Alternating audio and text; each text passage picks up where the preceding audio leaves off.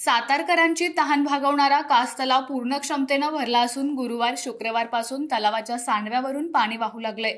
यामुळे सातारा शहराचा पाणी प्रश्न मिटला आहे। कास तलाव परिसरात 4 दिवसापासून संततधार पाऊस सुरू आहे। या पावसामुळे अखेर कास तलाव पूर्ण क्षमतेनं भरला आहे। या परिसरात पर्यटन वाढावे या दृष्टिकोनातून सातारा नगरपालिकेने कासच्या सांडव्यावर चांगल्या प्रकारे टप्पे देऊन तिथल्या पाण्याला भुशी डॅमचा फील दिला आहे। मात्र 19 ऑगस्टपर्यंत पावसाळी पर्यटनाला जिल्हा प्रशासनाने बंदी आणल्यामुळे निसर्गाचं फुललेलं हे विहंगम दृश्य पाहण्यासाठी पर्यटकांना 19 ऑगस्टपर्यंत वाट पाहावी लागणार आहे। यावरच काही पर्यटकांनी नाराजी व्यक्त केली।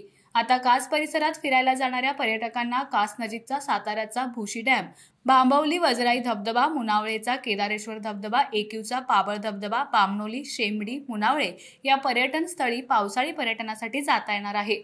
मात्र प्रशासनाची परवानगी आणि प्रशासनाचे निर्बंध नागरिकांना सक्तीने पाळावे लागणार असून कास तलाव भरल्याने आता सातारकरांची पाण्याची चिंता वर्षभरासाठी तरी मिटली।